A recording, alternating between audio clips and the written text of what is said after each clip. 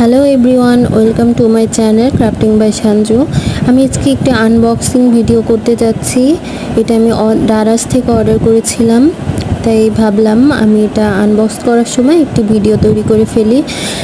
This is my first time unboxing video upload করতে যাচ্ছি and voice দিয়ে।